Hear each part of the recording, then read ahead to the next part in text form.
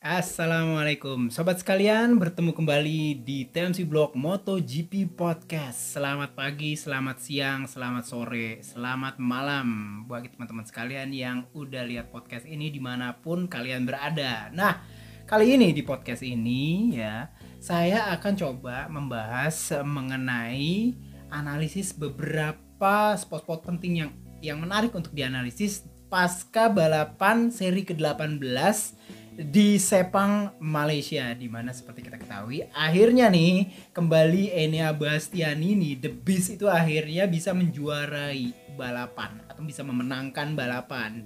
Dia finish pertama di balapan utama, disusul oleh Alex Marquez yang sehari sebelumnya berhasil memenangkan balapan sprint di Sepang juga di seri 18 ini. Dan yang ketiga ada Pecco Bagnaia yang memang secara umum sedang fight nih bersama Jorge Martin untuk meraih gelar juara MotoGP musim 2023 ini nih, yang tinggal bersisa 2 balapan lagi di Qatar dan juga di Valencia. Nah, ini menarik nih. Kemenangan Ducati ini ada banyak banget catatannya nih ya. Kayak misalkan saya baca yang pertama nih ya, saya udah siapin. Jadi kemenangan Ducati di Sepang ini adalah kemenangan ke-15 Ducati selama satu musim, selama 18 seri yang berjalan ya. Jadi masih ada 2 lagi.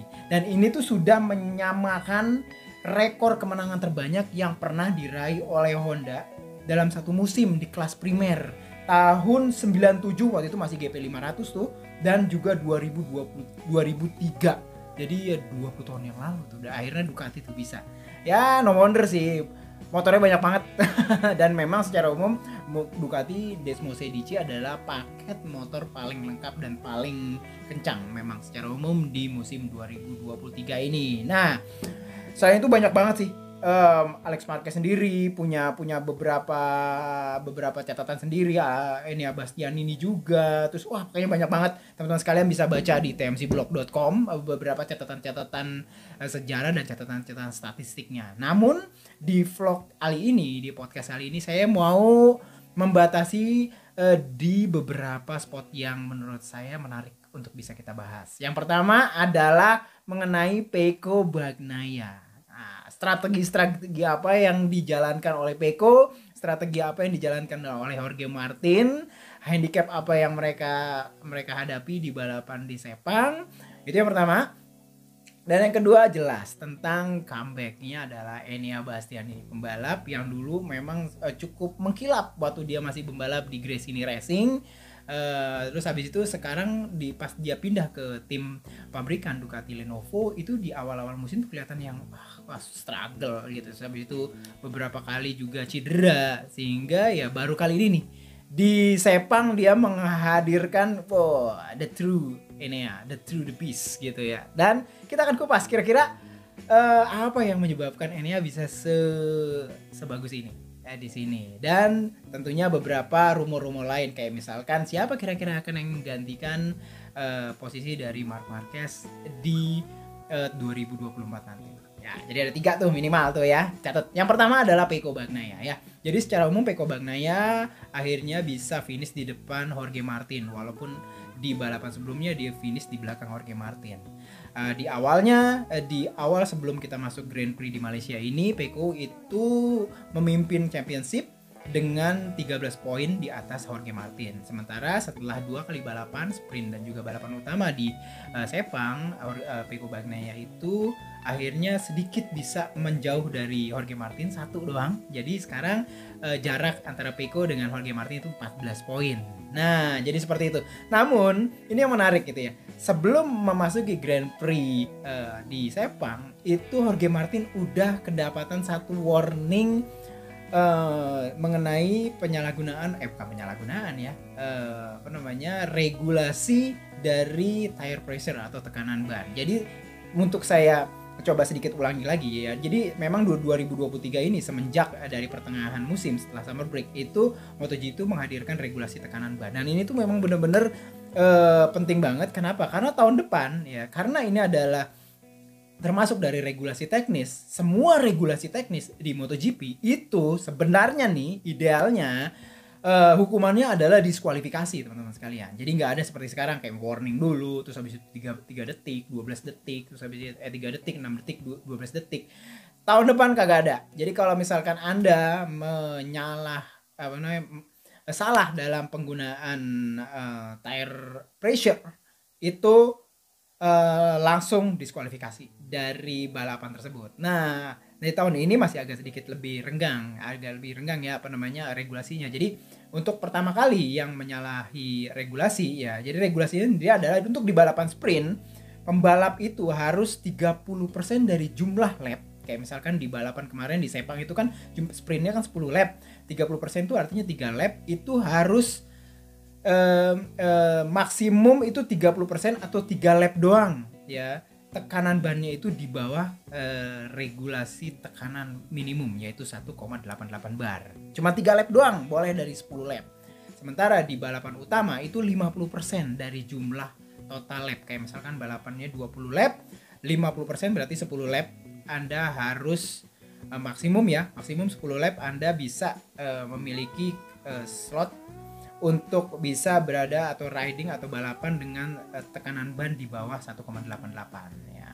Mengenai bahasan kenapa dan segala macamnya, saya pernah waktu itu bahas di Trans7 Motorsport vlog, di Trans7 Motorsport podcast, teman-teman bisa ke sana. Terus jelang Sepang itu sebelumnya Jorge Martin itu memperoleh warning teman-teman sekalian di Thailand kemarin. Jadi di Thailand, di balapan Thailand itu kedapatan Jorge Martin itu tekanan bannya itu di atas 50% berada di bawah minimum 1,8 bar tersebut. Sehingga dia dapat warning. Kalau misalkan dia melakukannya, dia akan dikurangi waktu lap time-nya, waktu balapnya selama 3 detik. Sama seperti yang terjadi oleh Alex Espargaro di balapan Thailand yang lalu. Dan 3 detik di zaman sekarang MotoGP itu artinya banyak banget dan dia bisa mundur banyak banget. Nah, jadi kayak gitu kondisinya. Jorge Martin punya warning, sementara Pecco Bagnaia nggak punya warning. Jadi dia masih agak leluasa ya.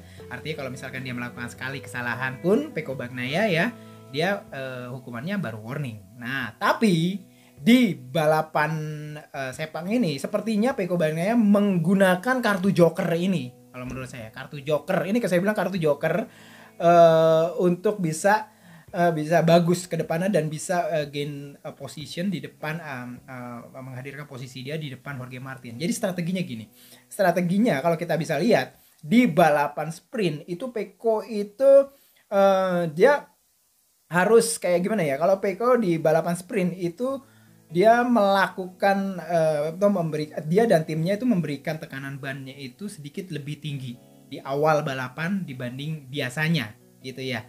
Jadi sekarang itu teman-teman sekalian ada tekanan ban 1,88 bar, itu biasanya pembalap itu bisa 1,3 bar atau 1,2 bar atau mungkin 1 bar ya pada saat awal balapan. Berharap pada saat balapan berjalan suhunya, temperaturnya akan naik, maka tekanannya akan naik gitu juga, dan bahkan bisa melebihi dari tekanan minimum 1,88, jadi bisa sampai 2 bar, 2,1, 1,9 kayak gitu. Nah, Pecco di balapan sprint itu dia tuh nggak terlalu jauh dari 1,8, mungkin dia hanya 1,7 bar, sehingga dia aman di balapan sprint ya. Lebih dari 30% dia tetap berada di zona regulasi. Tapi masalahnya adalah ban depan dari Pecco Bagnaia itu jadi over pressure, kelebihan tekanan, karena balapannya juga ada di Sepang yang cuacanya panas, temperaturnya naik, tekanannya naik. Dan seperti kita bisa lihat di beberapa media scrum, Pecco Bagnaia itu bilang bahwa dia sulit untuk menentukan racing line-nya selama balapan sprint di Sepang. Karena apa? Ban depannya itu tekanannya tinggi banget. Dan kalau tekanannya tinggi, kontak pad ya, kalau misalkan ini ban gitu teman-teman sekalian ya, kalau tekanannya tinggi banget, area kontak antara ban dengan aspal itu jadi kecil, dan itu tuh riskan untuk jatuh. Dan apa yang terjadi di Pecco adalah dia harus mengubah racing line, dan dengan segala yang harus dia lakukan ini di sprint itu membuat kayak dia bilang ada pumping atau ban belakang itu mompa untuk segera nyundul ke depan. Dan itu memang hal yang sudah biasa terjadi jika ada masalah di ban depan. Dan ban depannya bermasalahnya dari Pecco adalah bukan bannya, tapi karena tekanannya ketinggian. Kenapa ketinggian? Karena memang dia sengaja, dan ini adalah strategi. Kenapa? Karena dia harus lolos di balapan sprint untuk dengan regulasi ini, sehingga kalau bisa bayangin kalau misalkan dia kena tentang masalah regulasi ini di balapan sprint ya, lebih dari 30% dia berada di bawah tekanan ban, dia sudah kena warning sekali.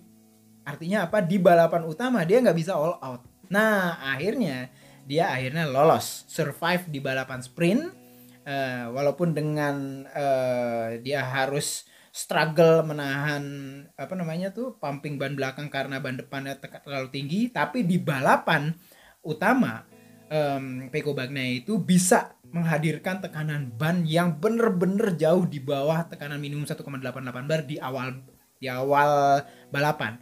Dia nggak peduli nanti kena. Kalau menurut saya dia nggak peduli nanti dia akan kena atau enggak warning atau penalty warning dari FIA MotoGP Steward mengenai penggunaan tekanan ban. Kenapa? Karena dia melihat ke depannya balapannya di 2 balapan terakhir ya. Pertama itu di Lusail, itu balapan malam. Itu lebih termanage ya, karena memang balapan malam suhunya rendah dan segala macam. Itu lebih mudah di manage. Terus habis itu yang ketiga di Valencia. Valencia di tahun lalu 2022 di awal November itu tekanannya udah rendah, suhu treknya udah rendah banget. Nah sekarang ini masuk lagi ke tengah November, ini jauh lebih rendah, dan artinya apa, di Lusail dan di Valencia itu masalah tekanan ban itu jauh lebih manageable, lebih mudah di manage teman-teman sekalian. Artinya apa, kita tuh harus survive dulu di balapan Sepang ini sebagai balapan terakhir dalam kondisi panas. Oleh sebab itu setelah lolos di balapan sprint, Pecco itu udah all out sama timnya, turunin udah tekanan ban di awal untuk bisa ngejaga bagusnya pace di awal balapan gitu ya. Dan memang benar teman-teman sekalian, perkiraan saya walaupun memang Pecco nggak pernah ngasih tahu berapa dan timnya tekanan bannya, taman perkiraan saya dia jauh banget di bawah tekanan 1,88 bar di awal. Karena ini strategi dia udah nggak peduli lagi dia kena apa nggak warning gitu kalau menurut saya. Dan akhirnya dia bisa menjaga pace-nya terhadap Jorge Martin. Nah tapi Jorge Martin ini kalau menurut saya udah seperti udah kayak tersandra ya, aku bilang tersandra karena dia udah duluan kena warning. Kalau dia kena di sini maka bukan lagi warning lagi, tapi dia ada kena 3 detik. Nah oleh sebab itu Jorge Martin juga ya mau nggak mau semenjak sprint dan juga lakukan balapan utama di hari Minggu ya, pada saat balapan di Sepang dia mau nggak mau tekanan bannya juga nggak terlalu jauh dari 1,88 bar. Alhasil memang ini menjadikannya itu tekanan bannya akan jadi lebih tinggi, dan dia merasakan apa yang dialami oleh Pecco Bagnaia di balapan sprint ya, tekanan ban tinggi, contact pad lebih rendah, dan akhirnya dia bermasalah. Nah jadi itu sebenarnya masalah strategi. Dan menariknya adalah menjelang 2 balapan terakhir, kondisi kedua pembalap ini itu tuh even seri, sama-sama memiliki warning yang sama memiliki motor yang sama, dan ini akan jadi fight yang benar-benar seru ntar di sisa dari 74 poin yang maksimum yang diperebutkan oleh keduanya ke depan. Nah jadi seperti itu mengenai Pecco dan Martin. Dan yang ketiga adalah yang kedua ya, yang saya janjikan adalah mengenai Enea Bastian ini. Pertanyaannya apa? Kenapa Enea Bastian ini bisa begitu gacor banget di Sepang? Oke ya. Jadi apa yang menyebabkan? Nah yang pertama nih saya kasih tahu ke teman-teman sekalian kuncinya ya. Ternyata di Enea Bastian ini di Sepang ini baru pertama kali akhirnya dia menggunakan thumb brake. Dan menurut saya ini adalah kunci utama kesuksesan dari Enea Bastian ini membawa Ducati Desmosedici GP23 dan bisa menjuarai Malaysian GP sekarang. Nah ini pertanyaannya kenapa bisa kayak begini? Kenapa thumb brake bisa sebegitu hebat? Nah jadi seperti ini teman-teman sekalian, balapan MotoGP itu sangat bergantung juga dengan yang namanya engine brake, back torque dan segala macam. Nah pada saat ketemu dengan sirkuit yang super flowing, di beberapa titik itu super flowing seperti kayak Sepang di sini, itu butuh yang namanya back torque dan juga engine brake kecil pada saat dia menyapu tikungan, hingga tikungan pada saat memasuki tikungan dia benar-benar loss banget kayak gitu. Gak ada beberapa engine brake yang mungkin karena kan pada saat kita melibas tikungan itu kan biasanya kan kita gantung ya rolling speed, dan itu masih ada engine brake yang kemungkinan bisa mengurangi performa kita di tikungan-tikungan panjang ya, di fast corner. Dan Enea Bastian ini butuh setup di mana engine brake itu benar-benar rendah. Tapi engine brake ini dibutuhkan pada saat sesi awal, pada saat masuki tikungan. Nah, karena dia di saat di tikungan dia engine brake-nya rendah, kalau misalkan dia setupnya engine brake-nya rendah juga pada saat memasuki tikungan, pada saat melakukan hard brake, terutama kayak di tikungan 1 atau di tikungan terakhir setelah back stride-nya Sepang, itu akan bermasalah karena akan kekurangan engine brake untuk bisa menurunkan ban belakang. Nah, solusinya memang salah satunya adalah yang sekarang ini dilakukan banyak pembalap adalah menggunakan rem belakang, baik itu menggunakan pedal rem di kaki kanan ataupun salah satunya di thumb brake. Dan Ducati itu melakukannya thumb brake. Jadi memang thumb brake ini sebagai solusi untuk bisa menggantikan engine brake yang di setup lebih kecil untuk memasuki sirkuit-sirkuit yang flowing seperti kayak di Sepang kayak gitu. Nah, ini smart banget. Dan luar biasanya adalah pembalap-pembalap lain yang keren banget segala macam itu belajar thumb brake itu mungkin ya sebulan, 2 bulan, 3 bulan. Tapi Enea Bastian ini itu bisa dibilang sehari doang belajar. Di hari Jumat dikasih tahu segala macam, dia disarankan untuk pakai thumb brake dan akhirnya dia pakai dan dia langsung bisa pakai. Gila nggak tuh? Thumb brake yang rem belakang yang ada yang dioperasikan menggunakan jempol kiri di handlebar bawah. Gila, itu dah kunci dari Enea Bastian ini. Selain juga memang talentanya bagus dan dia juga menyukai dari layout sirkuit Sepang di Malaysia ini. Nah, jadi seperti itu untuk Enea Bastian ini. Jadi ke depan perkiraan saya Enea Bastian akan keluar lagi lah bisnya. Gitu. Dan yang ketiga tentunya adalah rumor mengenai pengganti Marc Marquez. Ini tuh kita capek banget ya. Setelah Marc Marquez itu keluar itu banyak banget macam-macam, ada nama Jorge Martin, apa lagi? Maverick Vinales, Miguel Oliveira lepas, Maverick Vinales lepas, terus habis itu ada di Gian Antonio yang masih nempel-nempel sampai Sepang. Terus habis itu ada pembalap Johan Zarco yang akhirnya tetap memilih di LCR Honda gitu ya. Macam-macam sampai Fermin Aldeguer ya, pembalap yang terakhir bersinar di Cheng Buriram dan juga di Sepang Malaysia. Dan akhirnya nih plot twistnya kalau menurut saya adalah tiba-tiba di Sepang itu sepertinya memang solusinya adalah Luca Marini. Macam-macam kayak misalkan Valentino Rossi sempat memposting story dia dengan anggota tim krunya waktu di Repsol Honda dan segala macam. Dan Uchiyo Salusi sendiri sih di kesempatannya memberikan media scrum kepada beberapa jurnalis di Sepang itu menyatakan bahwa VR46 itu pada dasarnya memang memiliki tujuan untuk bisa mengantarkan pembalap-pembalapnya untuk bisa naik ke posisi pembalap di tim factory. Dan artinya jika Repsol Honda itu mau menariknya, ini sesuai dengan tujuan yang diharapkan oleh tim VR46. Jadi ya tidak ada penolakan sendiri bagi tim VR46 jika Luca Marini itu bisa nanti bergabung dengan Repsol Honda. Jadi memang ya sepertinya seperti kayak gitu sampai terakhir Marc Marquez setelah balapan juga memberikan media scrum dan juga memberikan penjelasan bahwa sepertinya arahnya sekarang nggak lagi Fabio Di Giannantonio tapi lebih ke Luca Marini. Kita kan lihat aja mungkin sebelum free practice 1 di Sepang semua ini akan terjawab. Mudah-mudahan konten dari video ini bisa bermanfaat bagi teman-teman sekalian dan sampai berjumpa di vlog selanjutnya. Assalamualaikum warahmatullahi wabarakatuh.